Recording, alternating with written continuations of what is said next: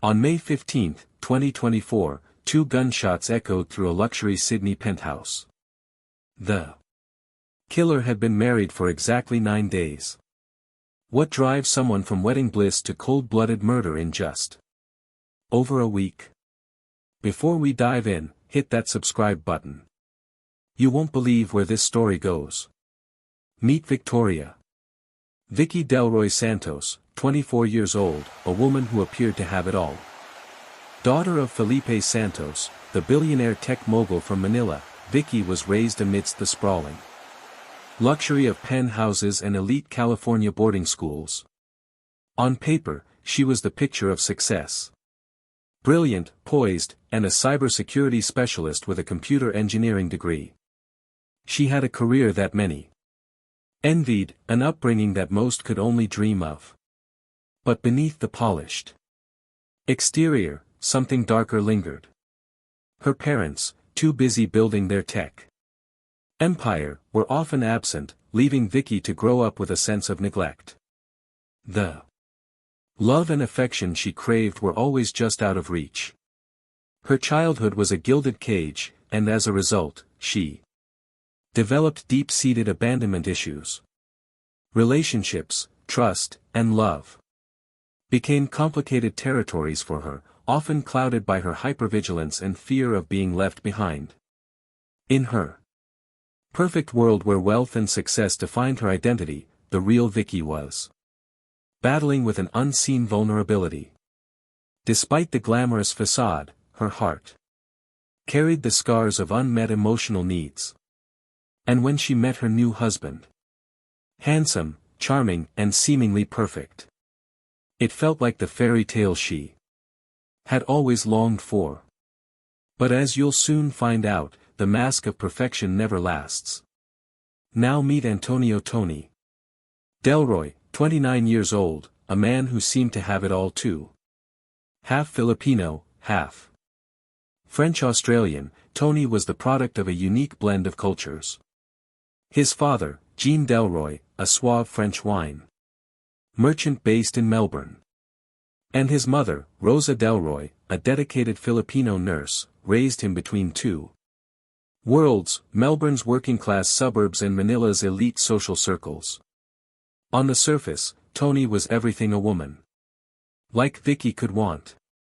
Handsome, charismatic, multilingual. He knew how to make anyone feel like the center of his universe. He worked for his father in the family's import-export business. A role that allowed him to navigate effortlessly between high society and the business world, always keeping an eye on opportunities. But there was more lurking beneath the surface. Tony was a master manipulator, skilled in the art of charm, but equally adept at hiding secrets. From the moment Vicki met him, there was an undeniable pull. He was everything she thought she needed. Yet early on, there were red flags that she chose to ignore. His wandering eye, his secretive phone habits, the late-night calls, and the subtle distance he maintained. At first, they seemed like trivial details, unworthy of attention. But in hindsight, they were early warning signs of something much darker beneath the surface. He wasn't the man Vicki thought he was. But by the time she figured that out, it was too late. It all started at the University of Melbourne in 2019 during an international student orientation. Vicki, with her sharp intellect and stunning beauty, caught Tony's eye instantly. He, with his effortless charm and captivating smile, had her hooked from the start. Over the next 4 years, their romance bloomed. They shared countless cultural exchanges, navigating the blend of their different worlds.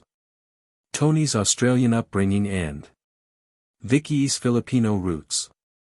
Their love seemed flawless, a picture-perfect romance that everyone envied. For Vicki, it was the first time she felt truly seen. Her emotional needs seemingly met by a man who shared her ambitions and interests. But as the years passed, something else began to surface beneath their shared moments of joy. Tony's Charm, once intoxicating, slowly began to unravel.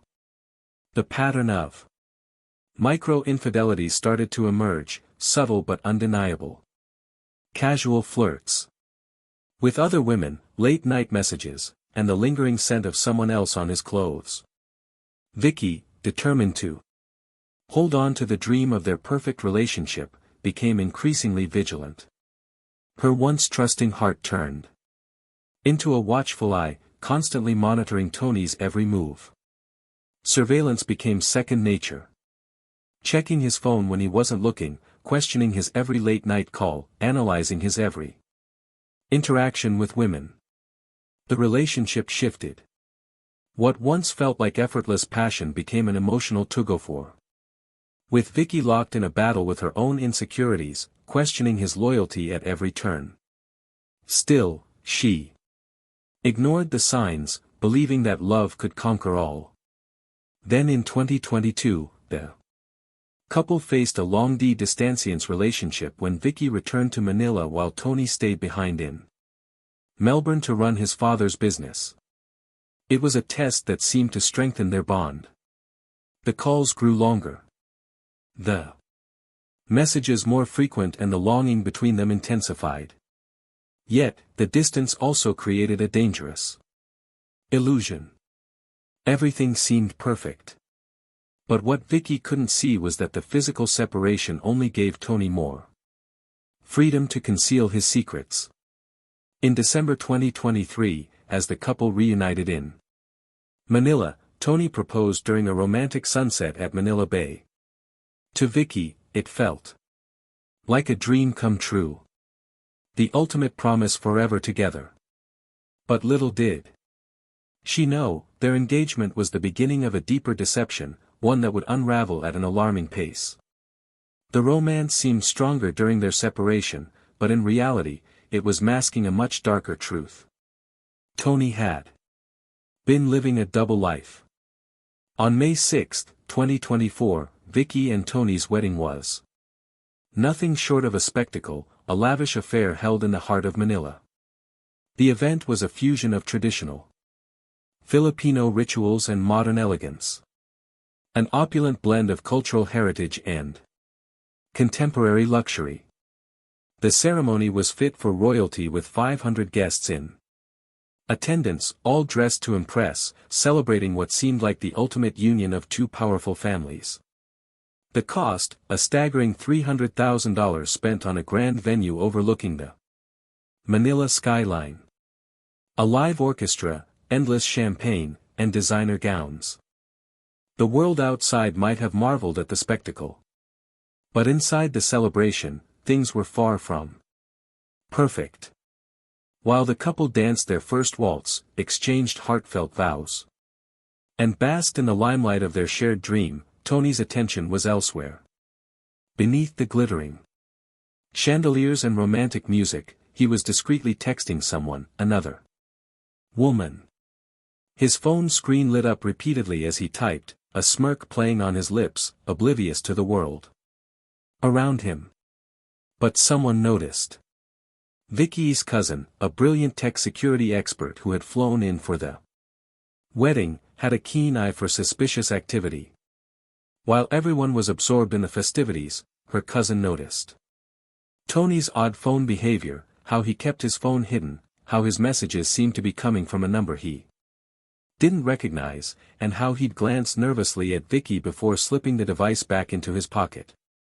It wasn't just a hunch, it was a red flag. The cousin, ever meticulous, decided to file away these digital breadcrumbs. It was a strange feeling, a moment of suspicion at a celebration of love. But something inside her told her that this wouldn't be the last time Tony's secrets would threaten the fragile facade of their perfect life. Little did Vicki know, her cousin's discovery would come to play a pivotal role, unraveling the mystery behind her so-called fairy tale wedding. Chloe Dubosi, 27 years old, a woman caught between ambition and vulnerability. A French marketing executive with dreams of making it big. Chloe moved to Melbourne in 2023, seeking a fresh start. But life in Australia hadn't turned out as she had hoped. Visa issues plagued her every step, and her career stagnated, leaving her feeling lost and isolated in a foreign country. In January 2024, just a few months before the wedding, Chloe was hired at Delroy Import-Export. The company run by Tony's family promised the opportunity she so desperately needed to kickstart her career. But there was a catch. Chloe was lonely, far from the comforts of home, surrounded by strangers, and unsure of how to make a name for herself in the competitive world of marketing. It didn't take long for Tony to notice her. With his undeniable charm, Tony quickly swept her into his orbit. He seemed to offer exactly what she needed: validation, attention, and the thrill of something forbidden. Chloe, with her French sophistication, was intrigued by Tony's confident, worldly presence, but she was also vulnerable, especially in the face of her own insecurities. As the months passed, the two grew closer, their late night meetings and secretive phone calls more frequent. Chloe, struggling to navigate her own isolation, found herself falling for Tony. She was drawn to the power and allure of his presence. The excitement of being desired by a man who seemed so out of reach. But there was more at play here. Tony wasn't just charming. He was manipulative, playing on Chloe's weaknesses while keeping her at arm's length. Culturally, the tension between Chloe's French sophistication and Vicki's traditional Filipino roots simmered in the background. Chloe, a woman of independence and modern values, couldn't understand the depth of Vicki's familial and cultural ties. But for Tony, this divide was yet another opportunity to manipulate both women, playing them against each other without them ever knowing. Chloe, unaware of the full picture, believed she was the one Tony truly wanted. But in reality, she was just another piece in his web of deception. It all started innocently enough. Just another workday at Delroy Import-Export. Chloe, newly hired and eager to prove herself, crossed paths with Tony in the office. She admired his business acumen, his charisma, and the way he seemed to control every room he entered. To Chloe, he was the kind of man who could make her feel important. For Tony, she was just another puzzle piece to fit into his ever-growing web of manipulation. Tony's charm was undeniable, and soon business dinners turned into something more. What began as casual meetings over overpriced wine quickly evolved into intimate conversations, and Tony began making Chloe feel like the center of his universe. She was swept up in the thrill of it all. Convinced that this was the start of something real, he was kind, attentive, and full of promises about the future. But beneath it all, Tony was playing a dangerous game. The connection between Tony and Chloe grew undeniable. During a corporate retreat in the Blue Mountains, what began as flirtation escalated. The scenic views and isolation created the perfect setting for Tony to make his move. What started as a stolen kiss in a secluded corner of the retreat turned into a passionate affair. One Tony would go to great lengths to keep secret. Despite the secrecy, Chloe couldn't help but believe that she was the one Tony truly desired. She told herself that the physicality of their relationship meant something deeper, that he had chosen her above all others. Even with the wedding-only days away, Tony's relationship with Chloe continued, using encrypted messaging apps like Signal. He kept the affair alive during the week leading up to his wedding. Burners phones and VPNs helped him cover his tracks, but the digital world still left traces. Traces that would later come back to haunt him. Tony was careful, but he made one crucial mistake. He trusted the wrong people. Despite his attempts to hide his tracks, his phone habits raised suspicions. His encrypted messages and burner phones might have disguised his actions, but they weren't foolproof. By this point, Tony had woven a tangled web of lies. He told Chloe that his marriage to Vicki was merely a business arrangement, a strategic move to solidify family ties. "I'll divorce her within 6 months." Tony promised, his words smooth and convincing. Chloe, desperate for affection and validation, believed him. She saw herself as the true love in his life. She was the one who understood him, the one who made him feel alive. Tony went further, taking her apartment hunting while Vicki was busy with wedding preparations. The audacity of it was shocking. He was planning his life with Chloe as if the marriage to Vicki was nothing more than a fleeting inconvenience. But the most manipulative part, Tony booked a romantic getaway with Chloe, planning to celebrate their true love just after the wedding. While Vicki would believe she was living out her happily ever after, what Tony had expertly done was craft a delicate, emotionally manipulative narrative. Both women, Vicki and Chloe, believed they were Tony's true love. To Vicki, her marriage was a dream come true. Her belief in their fairy tale love unwavering. She had no idea that Tony had been deceiving her since the very beginning. To Chloe, the affair was the beginning of something more. A love she believed could override all the lies Tony had told. Both women were trapped in his web, each convinced that she was the one who held his heart, unaware that Tony's only true love was his ability to control them both. On May 7, 2024, the newlywed couple, Vicki and Tony, flew to the Gold Coast for what was supposed to be the beginning of their happily ever after. The beach, the sunsets, the romantic walks. It was all a fairy tale.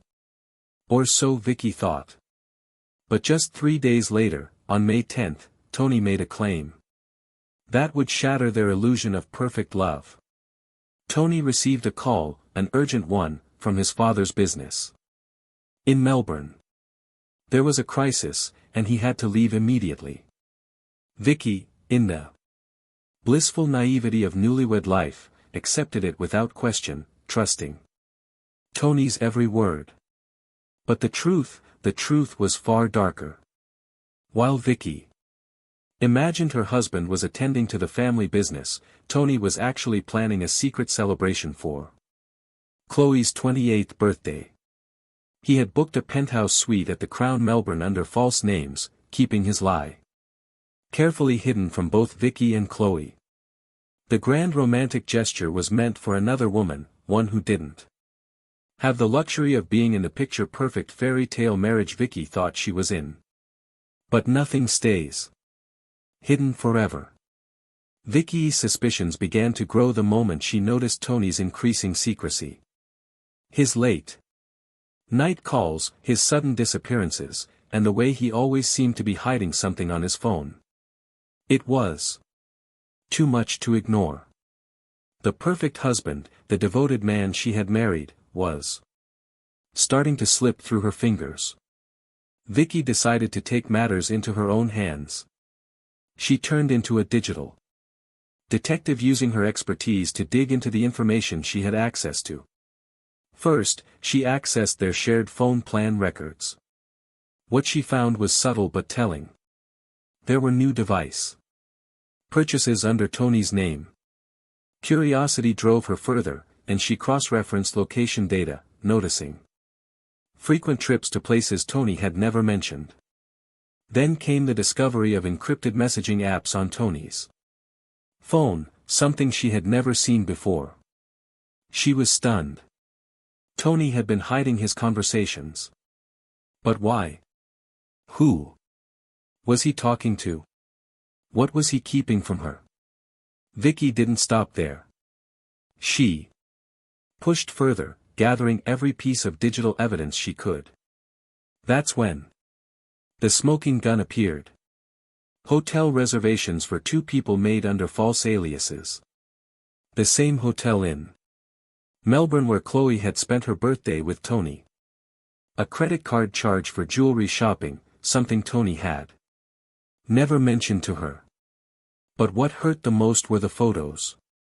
Photos that automatically backed up to the shared cloud storage, showing Tony and Chloe on their getaway. There they were, smiling and carefree, while Vicki was left behind in the Gold Coast, thinking she was on a romantic honeymoon. The images painted a picture she wasn't ready to see. Then came the breaking point screenshots. Screenshots of Tony and Chloe apartment hunting together. Their discussions about a future one where they were starting fresh after the divorce. It was a gut-wrenching blow to Vicki, but nothing prepared her for the final piece of evidence. A video. A video of Chloe trying on wedding rings, with Tony's voice in the background. Soon, my love. The last shred of Vicki's belief in their marriage crumbled. The life she thought she was building with Tony had been nothing more than a lie. She was nothing more than a pawn in a game that Tony had been playing from the very beginning. Vicki's mind was a whirlwind. The revelation of Tony's betrayal sent her spiraling into a psychological breakdown. As an expert would later analyze, Vicki's childhood abandonment trauma had been triggered. Raised by parents who were too busy to give her the attention she craved, Vicki had always struggled with the fear of being abandoned. Now faced with the undeniable proof that Tony had lied to her, cheated on her, and manipulated her, that fear became all-consuming. She was left with an identity crisis. If I'm not Tony's beloved wife, who am I? She questioned everything about herself, wondering if the love she thought she had was real or if she had simply been living in a dream world. To make matters worse, there was cultural shame. Vicki had married into a family with deep Filipino traditions, where marriage was sacred. The shame of a failed marriage after just 9 days was almost unbearable. How could she face her family, her community, when everything she had believed in had been shattered? The discovery of Tony's betrayal created an obsessive mindset in Vicki. Every text, every email, every digital trace of Tony's infidelity became a target for surveillance. She couldn't stop looking, couldn't stop searching for more evidence. The pain of what she had learned twisted into a relentless need to understand how deep the lies went and how she had missed every single sign along the way. And so Vicki fell deeper into the investigation, digging into Tony's life with a single-minded obsession, determined to uncover the truth and reclaim the love she had been promised. But in doing so, she was unknowingly walking a path that would lead her down an even darker road. On May 12, 2024, Vicki made a choice that would set her on a path from heartbreak to unthinkable action. After weeks of digging, learning, and coping with the crushing weight of betrayal, she booked a flight from Manila to Melbourne. She told her family she was surprising Tony for their 1-week anniversary. But the truth was far darker. This wasn't a love-filled reunion. It was a hunt. Using her advanced cybersecurity skills, Vicki crafted a detailed operation, determined to track Tony and Chloe's every move. Her days of playing the beautiful wife had come to an end. She was now operating as a digital detective, and the stakes were higher than she had ever imagined. Vicki hacked into the Crown Melbourne security systems, gaining unauthorized access to camera feeds and internal records. She used her expertise to monitor the hotel's security footage, tracking the movements of Tony and Chloe as they spent their time in the city. At the same time, she compromised their phones. Everything from text messages to location data, allowing her to map out their movements in real time. Every new discovery made her resolve stronger. Every signal from Tony's phone, every Email, every piece of information she accessed felt like another confirmation of what she already knew. Tony had betrayed her. But with each piece of evidence came the chilling realization that this wasn't just about uncovering the truth. It was about something much more terrifying. Vicki knew that the emotional toll of this betrayal was unbearable. But she also knew that any plan for revenge needed to have a profound psychological impact. But the logistics were complicated. Australia had strict firearms regulations.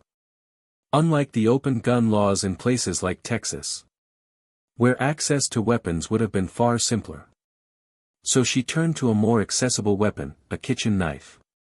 It wasn't just any knife. It was from the Penthouse suite where Tony had spent his time with Chloe. The blade with its familiar feel in her grip was more than a tool of violence. It would be her weapon for something far deeper. A calculated act that would look like a crime of passion.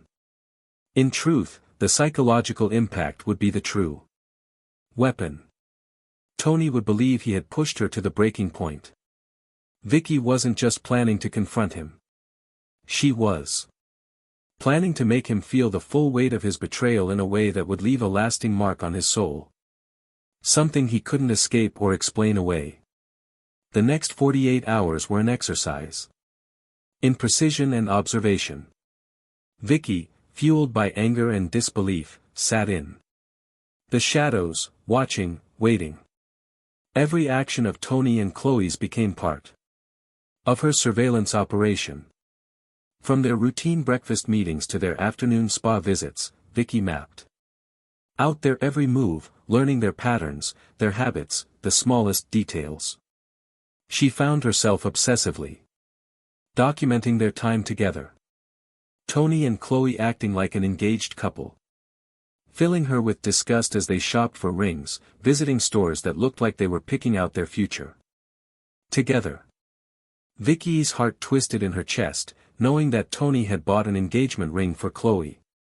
He had promised her forever. The photographs she snapped in secret were proof of their emotional connection. Proof of everything she had feared but hadn't fully understood until now. With every snapshot, the psychological wound deepened. They were acting as if the future was already written without her in it. Each new discovery made the situation feel like a trap closing in. Retreat was impossible now. Vicki was too far in. There was no going back. No way to escape this tangled mess of lies and deception. The longer Vicki spent tracking their movements, the clearer it became that there was no turning back. From this, every piece of evidence, every moment spent watching Tony and Chloe's fabricated love story unfold, felt like another step toward her breaking point. The stakes had risen with each new discovery. The lies Tony had told, the betrayal he had committed, and the emotional toll it had taken on her were too much to simply walk away from. The more Vicki learned, the less she was able to control her anger, her heartbreak, and her need for revenge. What had started as a plan to uncover the truth had transformed into a relentless hunt. The digital surveillance, the constant monitoring, it was no longer about exposing Tony's lies. It was about making him understand the depth of the damage he had caused. It was about making him feel the crushing weight of everything he had stolen from her. Vicki was no longer the woman who loved Tony. She had become someone far more dangerous, someone who would stop at nothing to reclaim the sense of power she had lost. The hunt had begun, and there was no way out. It was supposed to be the final day of Tony and Chloe's secret affair before Tony would return to Vicki, back to the honeymoon. Back to the facade of their perfect life. The day began innocently enough. Tony and Chloe spent the morning together, pretending their relationship was as normal as any. They spent the afternoon shopping for furniture, talking about their future apartment, a future that didn't include Vicki.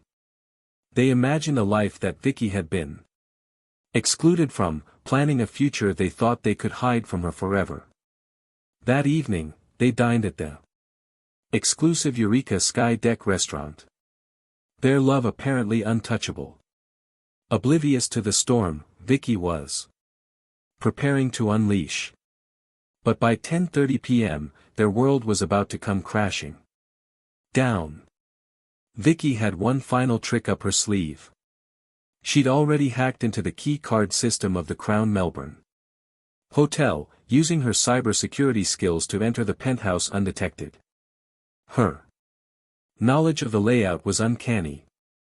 She had studied it meticulously during her digital surveillance, memorizing every corner, every hallway, every blind spot.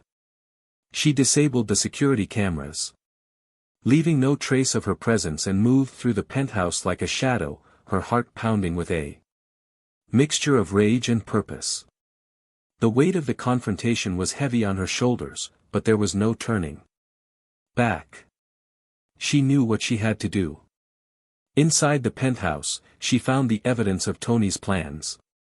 The engagement ring box, a symbol of his betrayal, and wedding photos on his phone, snapshots of a life they had promised each other, now shattered. It was the proof she had been seeking all along. Vicki didn't rush. She waited, gathering her thoughts, knowing that the moment of reckoning was close. When Tony and Chloe returned to the penthouse, they were blissfully unaware of the storm waiting for them. The scene played out on the balcony overlooking the Melbourne skyline. The city lights shimmering in the background like a false promise of peace. As Tony stepped out, Vicki made her presence known. The tension was immediate. "Let's talk about honesty, husband." Vicki's voice was cold, cutting through the night air. The word sent a chill through Tony, who immediately attempted to deflect, to manipulate, to control the situation as he had done so many times before.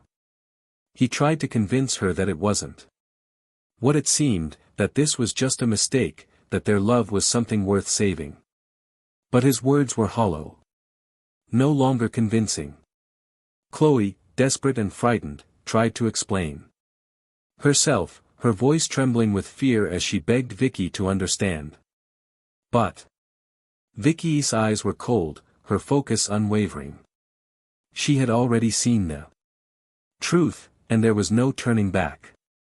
And then, in the silence that followed, Tony made his fatal confession. "I do love her more than you." It was the final nail in the coffin, the admission that had been building for weeks. Tony had never truly cared for Vicki. He had only cared for himself, his convenience, and the control he had over her. The tension snapped. What had been an emotionally charged confrontation turned violent in an instant.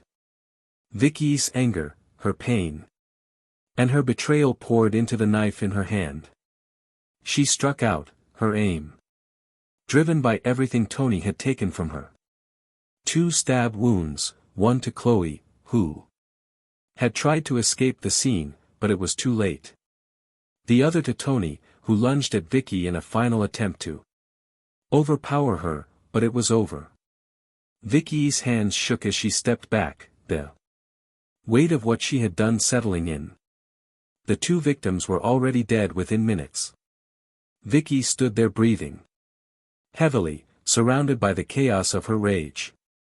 The weapon lay on the coffee table, its gleaming surface reflecting the destruction she had caused. Without hesitation, she picked up the phone and dialed. "I need to report a double homicide. I'm the perpetrator." When the police arrived, they found her sitting calmly in the penthouse as though nothing had happened. She stared at them with a cold, empty gaze. Her statement was simple, but it carried the weight of a broken soul. "They had 9 days of my happiness. That's more than they gave me. And with that, everything that Vicki had endured, the lies, the betrayal, the abandonment came to its devastating conclusion. The story that had begun with love had ended in bloodshed. Vicki had taken back control, but at what cost? The path of destruction she had set into motion could never be undone. What began as a personal tragedy quickly escalated into a full-blown international crisis. The murder of Tony and Chloe, two individuals from different corners of the globe, touched off diplomatic tensions between the Philippines and Australia. Vicki's family, the influential Santos family, had deep political connections that were now thrust into the spotlight. The media frenzy that followed swept across the entire Asia-Pacific region.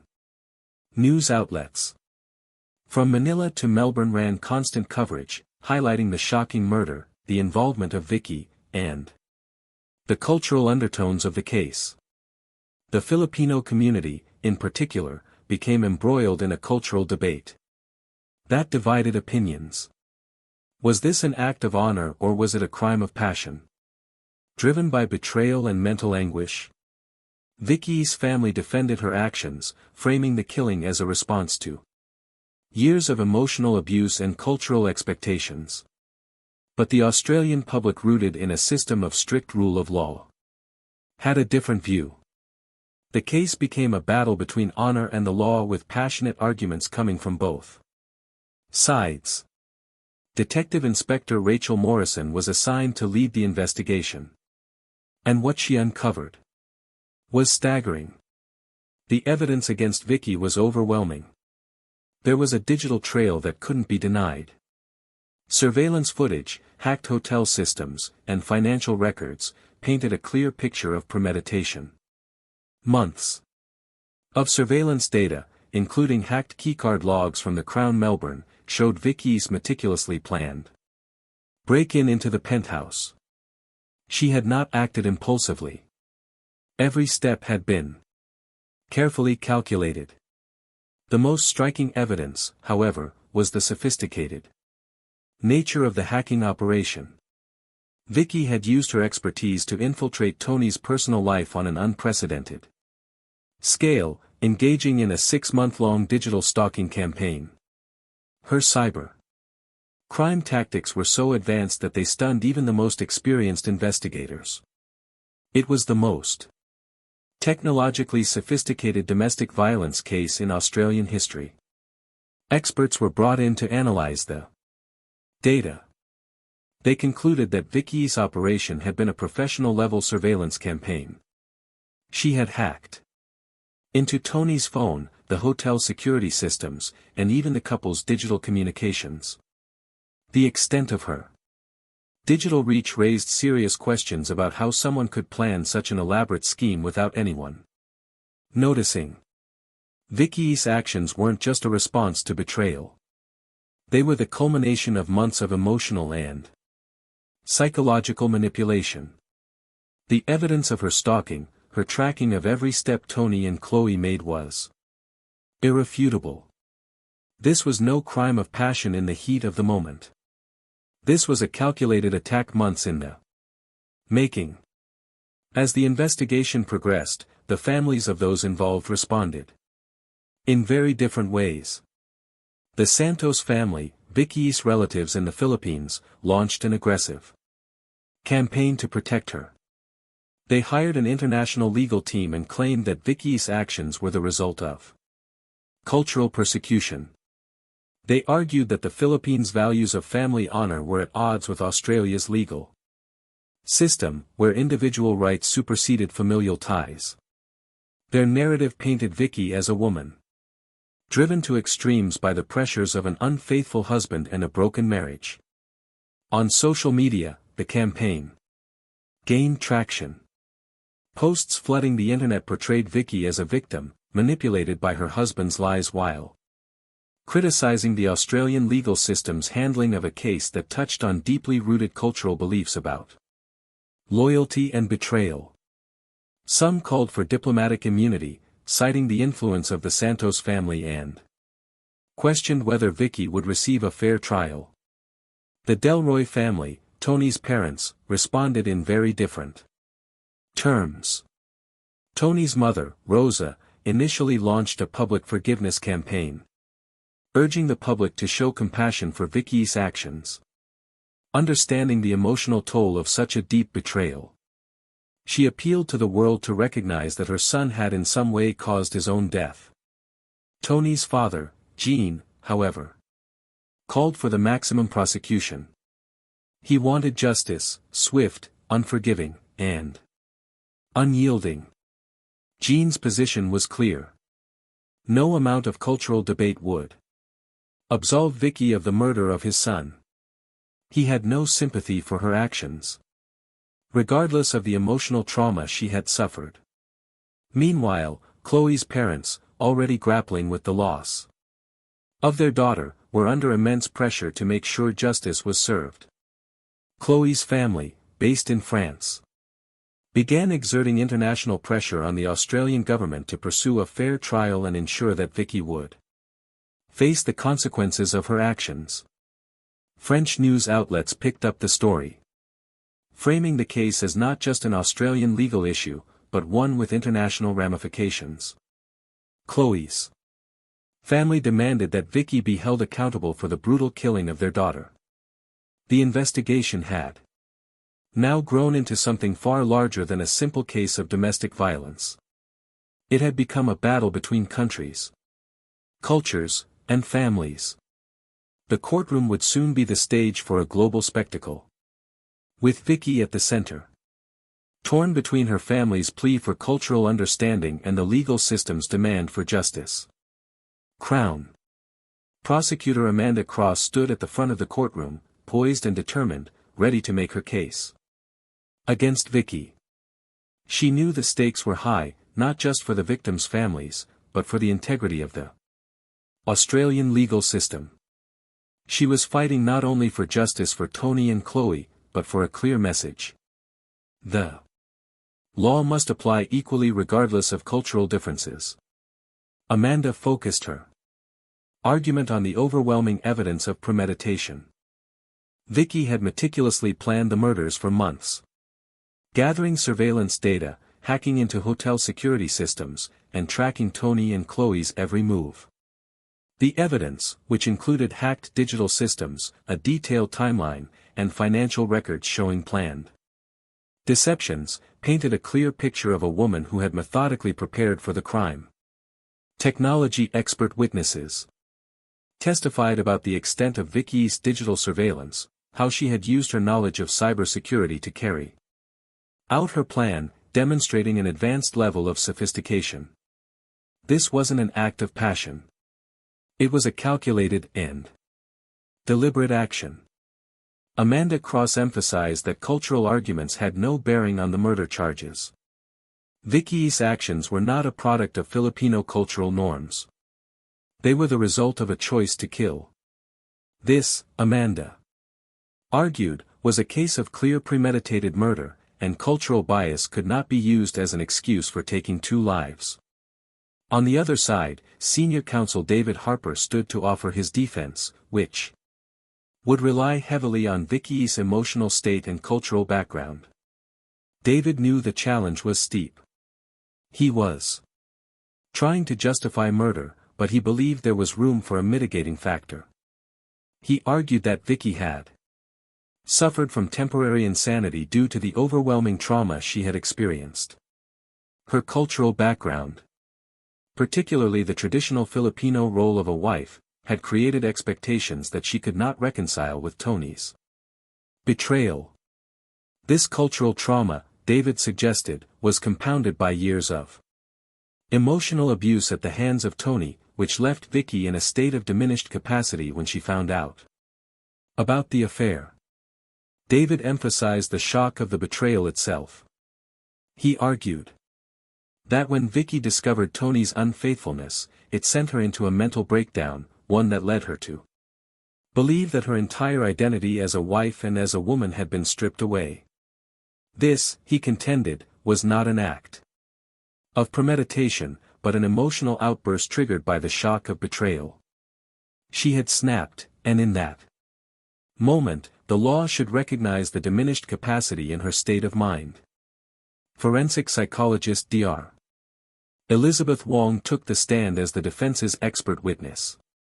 Dr. Wong presented a diagnosis of cultural identity disorder, explaining how Vicki had been raised to believe that the Filipino concept of family honor and duty was an unbreakable part of her identity. Vicki's childhood abandonment by her parents, coupled with the deep-rooted belief in traditional gender roles, had led to a severe emotional conflict. The shock of Tony's betrayal triggered a psychological break, Dr. Wong argued. According to Dr. Wong, Vicki had been conditioned to suppress her emotions. And when that suppression finally cracked, it resulted in a violent outburst.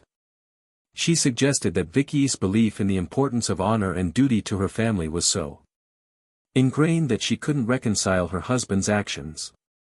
To her, the betrayal was not just personal, it was a cultural violation. On the prosecution side, Dr. James Patterson, a renowned forensic psychologist, provided a strong rebuttal. Dr. Patterson argued that the sophistication of Vicki's planning showed a rational mind at work, not a mind driven by a momentary breakdown. He pointed out that Vicki had multiple decision points along the way. The moment she hacked the hotel security systems, the moment she disabled the cameras, the moment she chose to use a knife as her weapon, each of these actions demonstrated careful thought and premeditation. Dr. Patterson further argued that cultural background, while a valid consideration in understanding someone's mindset, could not excuse premeditated murder. He stated that, despite any cultural influences, Vicki had been able to function normally and had made calculated decisions at every stage. This wasn't an emotional outburst. It was a rational, deliberate act of violence.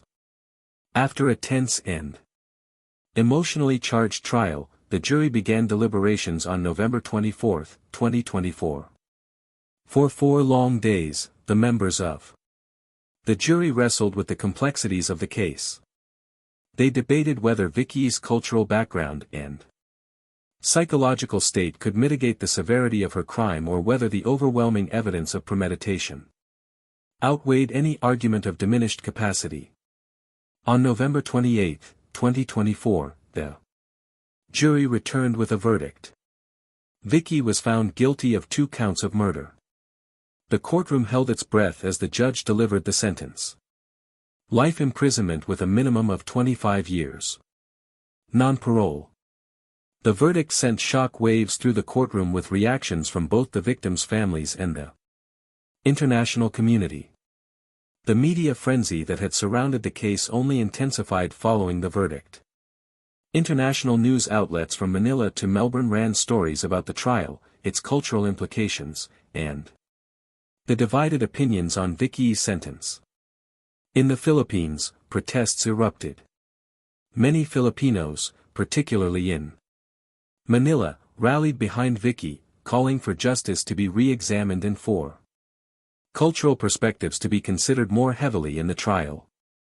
They felt that the Australian legal system had failed to understand the complexities of Filipino familial loyalty and honor, leading to an unjust verdict.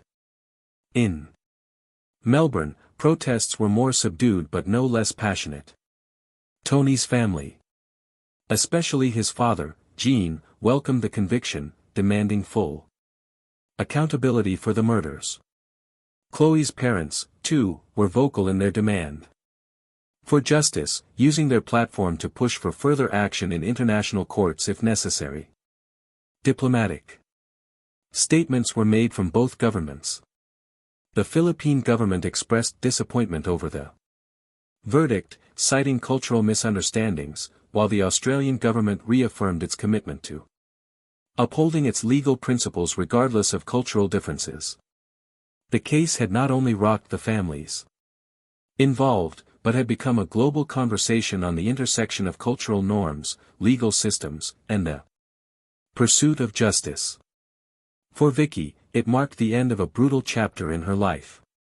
But the echoes of her actions would be felt across the globe for years to come. In 2025, Vicki's life has drastically changed. She now resides in the Dame Phyllis Frost Centre, a high-security women's prison in Melbourne. Over the past year, she has adapted to life behind bars with an unnerving calm. She has become a model prisoner, well-behaved and dedicated to her work. Vicki has used her skills in cybersecurity to assist the prison with IT systems, earning the respect of the prison staff. Despite her compliance and her work ethic, Vicki remains emotionally distant when it comes to her crime. She has granted several interviews, but each time she maintains the same chilling stance. She feels no remorse for what she did. In one particularly striking interview, Vicki's cold words resonated. "I restored balance. They took my honor. I took their lives." It was a sentiment that spoke to the cultural significance of what she had done. An eye for an eye, an act of justice in her eyes, even if the world didn't see it that way. Vicki's sense of justice, her belief that she had righted a wrong, has not wavered. To her, the consequences of her actions were necessary, even inevitable. She continues to live with the consequences of her choice. Yet, her lack of remorse keeps her isolated from those around her. Even in the context of her prison environment, Vicki's actions had devastating consequences that rippled far beyond the lives of Tony and Chloe. The Santos family, once at the peak of success in the tech industry, saw their empire crumble in the wake of the scandal. The collapse was swift and brutal. Santos Tech, a billion-dollar company that had redefined technological innovation in Southeast Asia, saw its stock price plummet by 60%. Investors fled and shareholders voiced their outrage. Felipe Santos, once the proud CEO of the company, was forced to resign. The public fallout was too much to bear, and the family's business empire crumbled under the weight of Vicki's actions. The Santos family, who had been revered in the Philippines, were now viewed by many as paras, tainted by the violent tragedy that had been caused by their own flesh and blood. Unable to cope with the damage to the family name, Felipe and his wife, the matriarch of the Santos family, relocated to Vancouver, Canada, in an attempt to escape the media frenzy and rebuild their lives. However, the emotional toll was too great for Felipe's wife, who was hospitalized after suffering a severe nervous breakdown. The strain of the scandal had broken her, and she could no longer function under the weight of the destruction Vicki had brought upon them.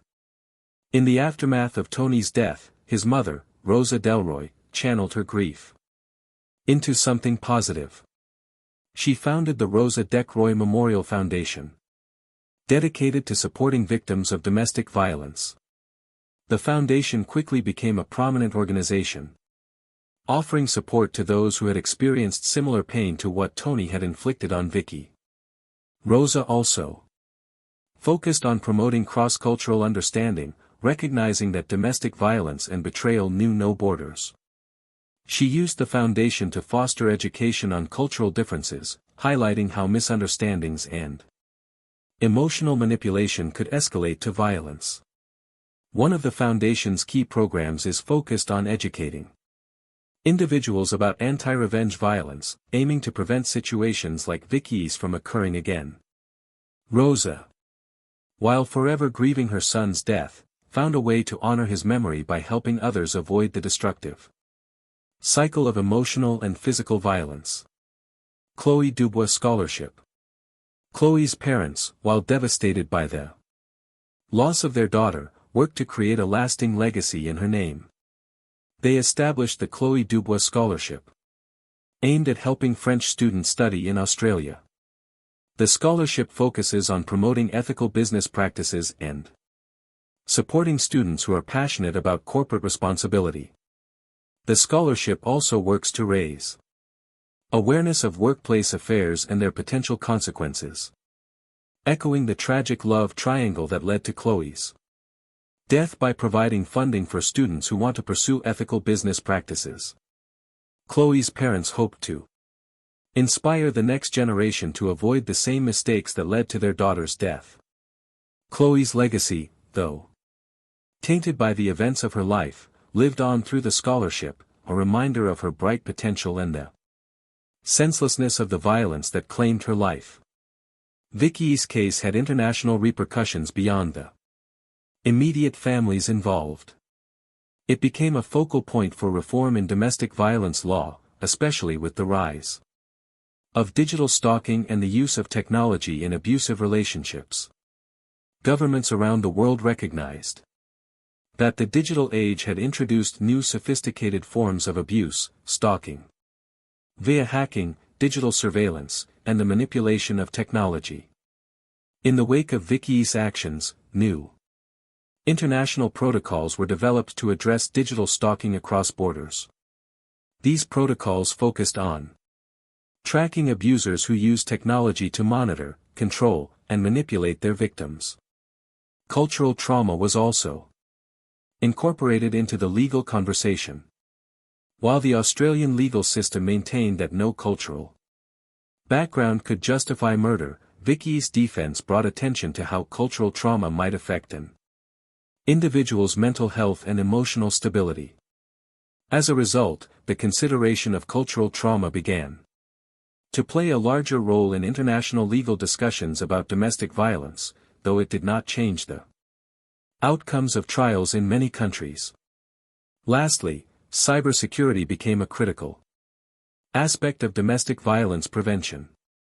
New laws were passed that mandated the implementation of better cybersecurity safeguards to protect individuals from digital abuse. This included better detection systems for hacked phones, surveillance systems, and tracking devices, tools that could be used to safeguard victims before they reached the breaking point. In the end, the aftermath of Vicki's crime reverberated across families, businesses, and even nations. The tragedy that had begun with betrayal, dishonor, and emotional manipulation had left a trail of destruction. Yet, in its wake, a call for legal reform and cultural understanding emerged, aiming to prevent future heartbreak and to bring some semblance of justice to those affected by domestic violence in the digital age. Vicki's legacy too would endure, one marked by the complex interplay of personal trauma, cultural identity, and the devastating consequences of unchecked manipulation.